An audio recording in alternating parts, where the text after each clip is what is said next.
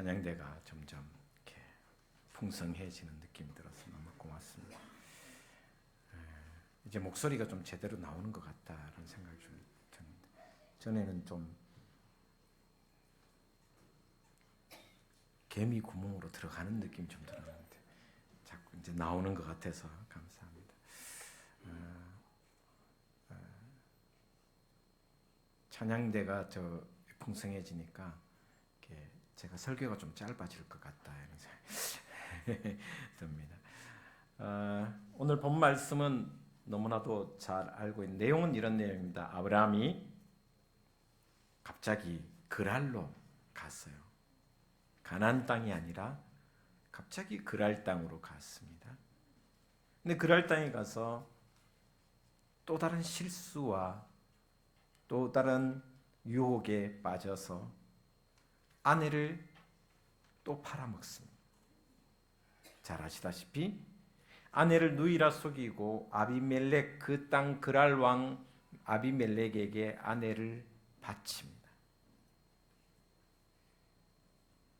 그날 밤에 하나님께서 현몽하여 아비멜렉에게 나타나서 그는 아내가 있는 몸이다. 남편이 있는 몸이다. 그를 풀어주고 또 그 아브라함을 불러서 그가 그로 하여금 기도하게 하라.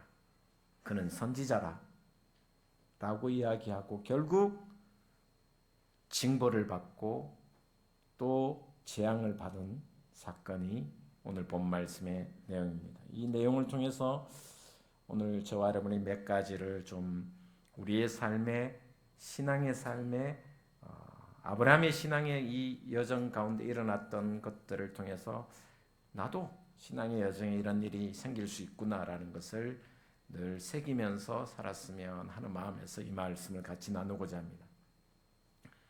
먼저 한번 생각해 보시면 창세기 12장에 보시면 12장에 아브라함이 가나안 땅에 들어갔습니다. 가나안 땅에 들어갔는데 하나님의 말씀대로 가나안 땅에 들어가서 그곳에서 어떤 일이 벌어졌냐면 가뭄이 기근이 심해져서 결국 먹을 양식이 없었습니다. 그런데 먹을 양식이 없어서 아브라함은 생각하기를 하나님께 묻지도 않고 기도도 하지도 않고 하나님의 뜻을 여쭙지도 않고 결국 어디로 갔느냐? 애굽으로 갑니다. 왜냐하면 애굽이라는 곳은 사시사철 나일강이 있어서 그 나일강을 중심으로 양식은 풍성했기 때문에 굶어 죽지는 않겠다 생각해서 나일강이 있는 애굽으로 갑니다. 애굽에 가서 어떤 일이 벌어졌느냐? 하나님의 말씀과 하나님의 뜻과는 상관없이 가면 결국은 유혹에 빠질 수밖에 없다라는 것, 죄에 빠질 수밖에 없다라는 것을 보여주는데 가서 보니까 자기 아내가 너무 이쁜 거예요. 그래서 결국 그 아내를 누이라 속이고 바로 왕에게 바칩니다. 바로 왕에게 바쳤는데 그날 재앙을 받습니다. 누가? 바로가 재앙을 받습니다. 놀라운 것은 하나님께서 아브라함이 잘못했는데 징계는 누가 받았냐면 바로 왕이 징계를 받습니다. 그리고 그 다음 날 바로 왕이 아브라함을 불러서 왜 나를 속였느냐? 그리고 꾸중을 하고 교훈을 하고 재산을 많이 보내서 아브라함이 먹고 살도록 하고 하나님의 그 진노하심을 면하기 위해서 바로 왕이 이 아브라함에게 많은 재산과 함께 아내를 돌려주고 그리고 아브라함 다시 가나안 땅으로 돌아오는 내용입니다. 이거 신앙의 초기에 있었던 내용입니다. 오늘 이 본문 말씀은 그러고부터 그런 죄를 짓고부터 얼마나 시간이 흘렀냐면 거의 한 30여 년 가까이 흘렸습니다.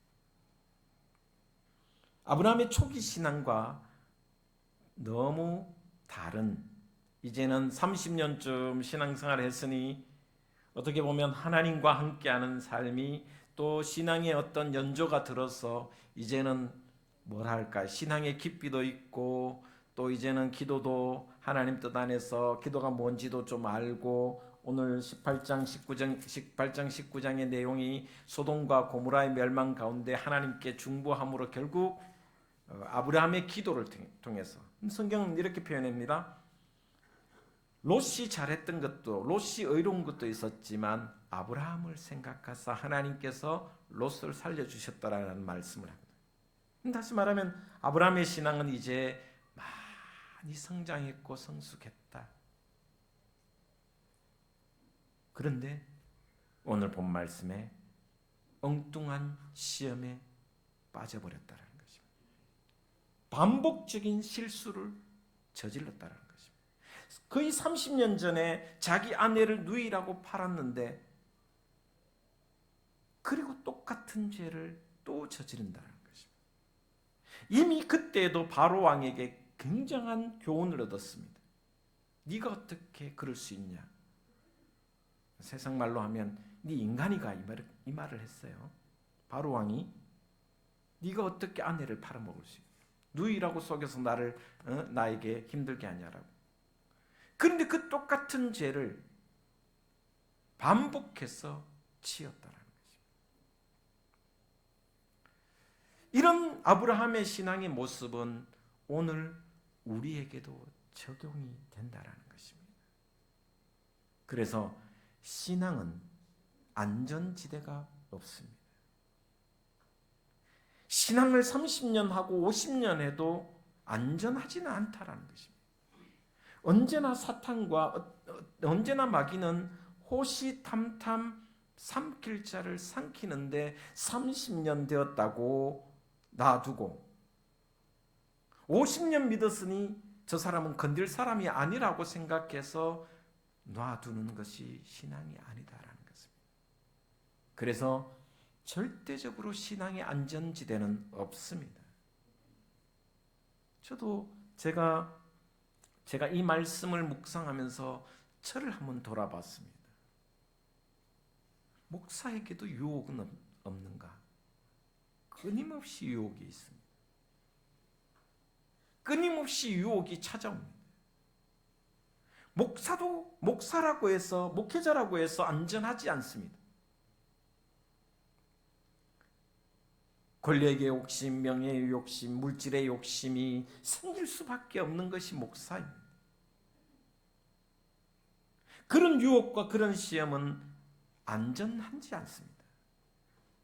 직분이 목회자라고 해서, 장로님의 직분을 받았다고 해서, 권사, 집사의 직분을 받았다고 해서 신앙이 내가 교회 생활한 지 30년 넘었는데 라고 자부심을 갖다가는 그런 생각과 함께 동시에 유혹에 빠질 수밖에 없는 것이 우리의 모습이다라는 것입니다.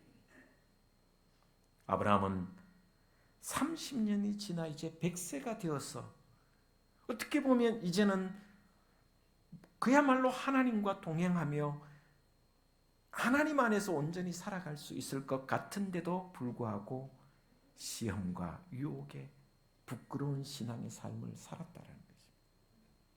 그래서 여러분, 저는 이 장면을 보면서 어떤 생각이 들었냐? 여러분, 가끔 그런 생각하죠. 뉴스에도 가끔 목회자가 여성도를 성추행한 장면들. 물론 비난받고 비판받아야 됩니다. 그러나 목사도 어쩔 수 없는 사람이라는 것을, 그럴 수밖에 없는 존재라는 것을 알았으면 좋겠다. 아니도록 하고 또 그렇게 되지 않도록 목회자가 스스로 노력하고 윤리적으로 도덕적으로 고상한 삶을 살아야 되겠지만 그렇지 않을 때도 있다라는 것. 그래서 감옥에 가면 감옥에서 다녀온 사람들 이야기입니다. 교회 다니는 사람들이 최고 많대요. 그것도 사기치고 온 사람들.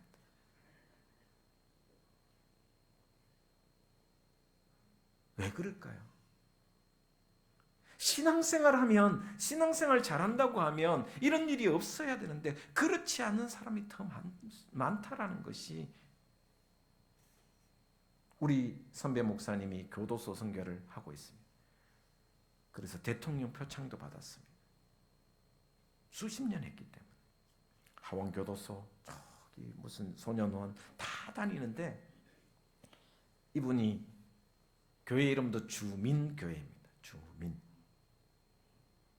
평리동에 있습니다. 그분이 늘 하는 이야기가 그래요. 목사님, 범죄자들이 크리스찬이 그리 많아요. 여기서 예수 믿은 게 아니고 믿다가 사고치고 와서 이렇게 한 게 많다. 이해가 되시죠? 그러니까 제가 하고 싶은 말은 혹이나 여러분 주변에 예수 믿는 사람 왜 저러노 하지 마세요. 예수 믿는 사람도 저럴 수 있다라는 거예요. 예수 잘 믿고 교회 잘 다니는 것 같은데 욕 잘하잖아요. 화나면 막 쏟아붓잖아요. 육두문자 10원짜리 개자재분도 막 나오잖아요. 그거 예수 믿는 사람이니까 또 그럴 수 있다는 거예요. 교회 다닌 지가 몇십 년 됐는데 목사님, 저는 그 사람 그렇게 욕하는 거 이해가 안 됩니다. 교회 다닌 지 얼마나 오래됐는데. 이해하셔야 됩니다. 한번 따라합시다. 그럴 수도 있다. 그래서는 안 되지만 그럴 수도 있어요. 그래서 신앙의 안전지대는 없습니다. 목사라고 안전하지 않습니다. 100세 된 이 아브라함도 100세가 되고 수십 년 신앙생활을 했으면 하나님과 동행하며 아름다운 영향력을 끼쳐야 되는데 부끄러운 신앙의 삶을 사는 거잖아요. 아내를 팔아먹잖아요. 이게 사람이라는 것이에요. 두 번째, 그래서 여러분이 새벽마다 아침마다 일어나서 이 기도를 꼭 드렸으면 좋겠습니다. 한번 따라하겠습니다. 시험에 들게 하지 마옵시고. 매일 하는 이 주님 가르치신 기도 속에 시험에 들게 하지 마옵시고 이게 너무 중요합니다. 일용할 양식을 주옵시고 시험에 들게 하지 마옵시고. 시험에 들지 않아요. 이 기도의 힘이 있어야 우리가 시험에 들지 않는다는 거예요.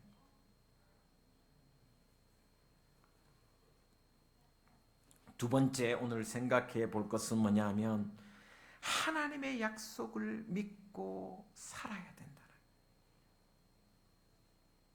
하나님의 약속을 붙잡고 하나님의 약속 안에 거하고 있어야 된다는 것입니다. 자, 아브라함이 왜 이런 실수와 이런 유혹에 빠질 수밖에 없었냐 하면 그랄로 갔습니다.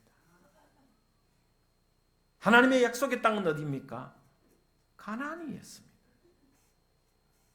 가나안에 머물고 있어야 되고 가나안에 거하고 있어야 되고 죽이 되든 밥이 되든 죽이 된다 밥이 된다 죽이 되든 밥이 되든 그 가나안 땅, 약속의 땅, 하나님이 지시한 땅이 가나안 땅이어야 되는데 그는 어느 날 왠지 모르게 이유가 알 수 없지만 그랄로 훌쩍 떠났습니다. 여러분 30년 전에도 애굽으로 갈 때 기도하지 않았습니다. 하나님의 뜻을 묻지도 않았습니다. 오늘 본문에도 아브라함이 왜 거기서 가나안 땅에서 그랄로 갔는지 이유가 없습니다. 다시 말하면 기도하지 않았고 하나님께 묻지 않았다는 것입니다. 약속의 땅을 버리고 그랄로 가는 순간 그 순간 이미 유혹에 빠진다는 것입니다. 여러분의 약속의 땅은 어디십니까? 우리가 살아가는 지금 이 시간의 약속의 땅은 그리스도 안입니다. 말씀 안에 그리스도의 그 품 안에 거하는 것이 우리가 약속의 땅입니다. 우리가 언제든지 무엇을 하든지 그리스도 안에 예수 그리스도 그분의 말씀 안에 내가 있는가를 끊임없이 고민하며 기도해야 됩니다. 내가 하고 있는 일이 내가 지금 계획하는 일이 하나님 안에 예수 그리스도 안에 있는 말씀 안에 거하는 것인가를 끊임없이 기도해야 됩니다. 그래서 여러분 많은 사람들이 죄 안 지으려고 엄청 노력하잖아요. 여러분, 죄 안 짓기 위해서 노력하는 것만큼 그 이상으로 더 중요한 것은 그리스도 안에 있기를 힘써야 된다는 것입니다.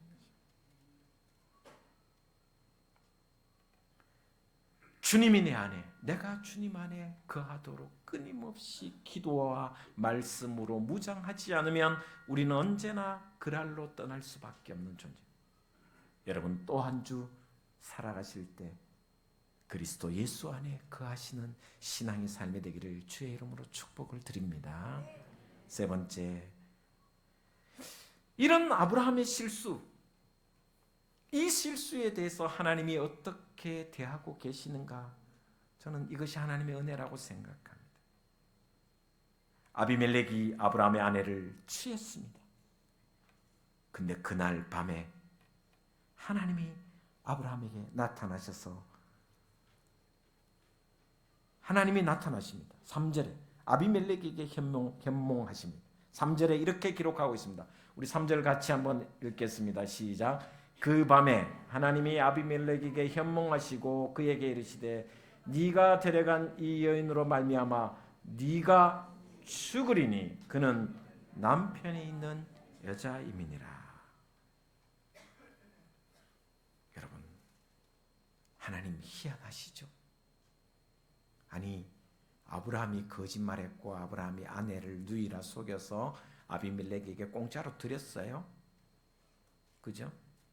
나쁜 놈은 누가 나쁜 놈입니까? 아브라함이 절대적으로 나쁜 짓을 했습니다. 우리가 믿음의 조상 하는 아브라함 나쁜 놈입니다.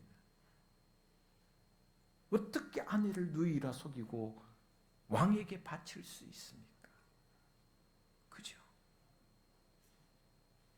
하나님 안에 한 부부로서 살았는데 어떻게 자기 누이라 속이고 내 아내를 남의 남자에게 바칠 수가 있습니까? 있을 수가 없는 죄를 지었습니다. 나쁜 짓입니다. 그럼에도 불구하고 징계는 누가 징계를 받냐면 아브라함이 징계를 받지 않고 아비멜렉이 징계를 받고 있다는 것입니다. 하나님은 실수는 아브라함이 했지만 그 징계를 아비멜렉에게 하고 계신다는 것입니다.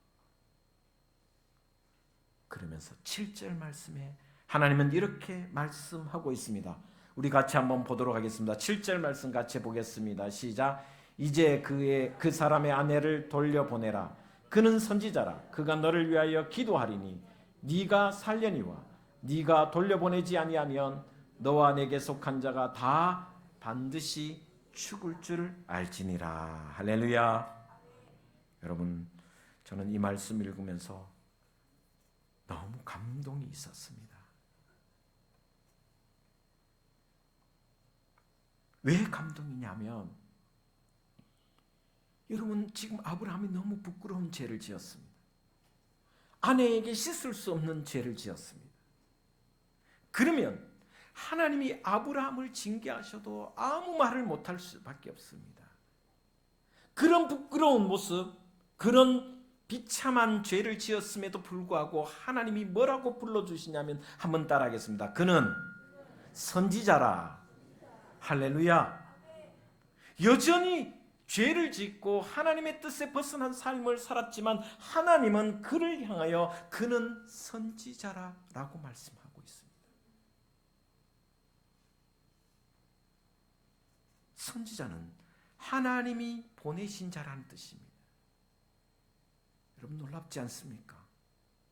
이 이놈의 새끼야, 네가 그럴 수 있냐라고 해서 넌 안 돼라고 하는 것이 아니라, 하고 말씀하시는 것이 아니라 여전히 부끄러운 죄와 하나님 보시기에 아름다운 열매를 맺지 못하는, 그래서 세상에 하나님의 은혜를 끼치지 못했던, 축복의 통로가 되지 못했던 아브라함에게 야 이놈아, 징계보다 오히려 그는 여전히 나의 선지자라고 불러주고 계신다는 것입니다.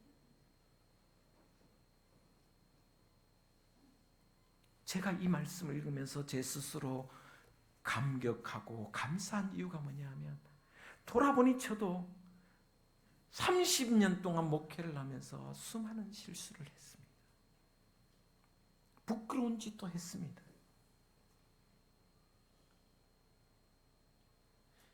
여러분, 제 속을 다 내어놓으면 여러분 저하고 목회할 같이 동력할 사람 하나도 없을 겁니다. 다 도망갈 것입니다. 어떻게 목사가 그럴 수 있냐? 좀 부끄러운 모습 많습니다. 제 속에 있는 제 속마음을 다 하나님께 내려놓지 않고 여러분에게 드러내놓으면 아마 저는 죽을 사람이에요. 여러분이 아마 저주하고 떠날 것입니다. 그런데도 하나님은 여전히 저 같은 사람을 목회자로 불러주시고 그 일을 감당할 수 있도록 영적인 힘을 불어넣어주시는 이 감사, 이 감격이 저에게 있기 때문에 여전히 제가 여기에서 목회를 할 수 있다는 것, 그것이 감사라는 것입니다.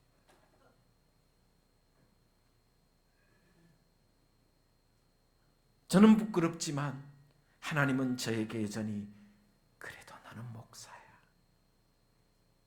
그래도 네가 둥지교회를 이끌어야 해. 그 말씀으로 제게 다가왔습니다. 여러분에게도 이 은혜가 있기를 주의 이름으로 축원을 드립니다. 부끄러운 모습 많지만, 연약한 모습 많지만 여전히 하나님은 여러분을 너는 나의 아들이고 너는 나의 딸이라고 불러주시며 너를 통하여 하나님의 나라를 이루겠다고 말씀하시는 것을 들으시기를 주의 이름으로 축원을 드립니다.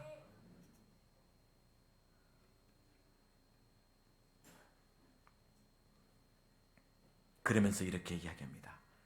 그가 너를 위하여 기도하리라. 그렇지 않으면 너는 정녕 죽으리라. 여러분, 이게 얼마나 위대한 말씀인지 모릅니다. 많은 사람들이 이렇게, 교회 다니는 사람들이 이렇게 얘기합니다. 목사님, 제가 어떻게 부끄러운데 복음을 증거할 수 있냐고. 제가 기도해도 되겠냐고. 여러분 보세요.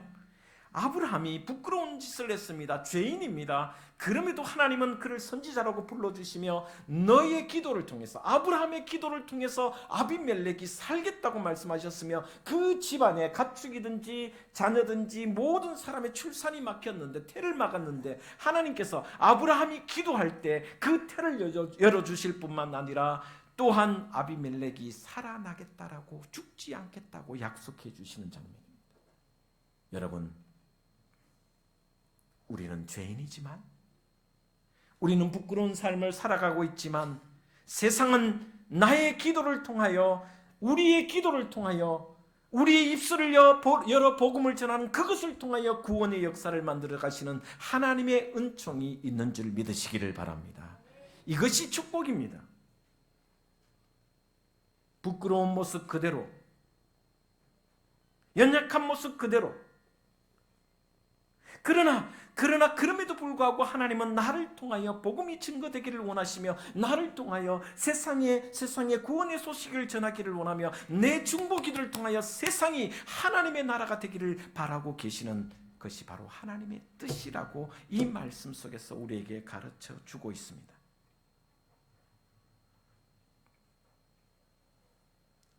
부족하고 부끄러운 삶을 살아도 하나님은 여전히 저와 여러분에게 은혜를 베푸시는 분이심을 믿으시기를 바랍니다. 우리가 부족하여도, 나는 부족하여도, 나는 연약하고 부족하여도 여전히 하나님은 나와 우리에게 은혜를 베푸시고 계신다는 것이, 이것이 감격이며 이것이 축복입니다. 나는 부족하지만, 우리는 부족하지만 우리의 기도를 통해 하나님은 세상 사람들에게 은혜를 베푸신다는 것입니다. 여러분, 아브라함이 축복의 통로고 복의 근원이라는 말씀이 바로 여기 말씀입니다. 부끄러운 짓을 했고 정말 하나님 보시기에 안타까웠지만, 그러나 그럼에도 불구하고 아브라함의 기도를 통하여 아비멜렉이 죽지 않고, 아브라함의 입술을 열어 기도할 때 그가 생명을 얻었다라고 이야기해 주고 있습니다. 여러분, 부족할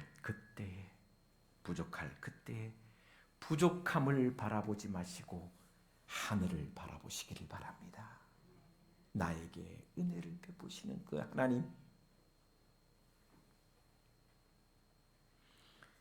아브라함처럼 인격이나 신앙이 성숙되지 못해도 하나님은 아브라함의 기도를 통해 구원을 허락하셨습니다. 나는 부족하지만 우리의 기도는 하나님의 은혜가 임하는 기도가 되는 줄 믿으시기를 바랍니다.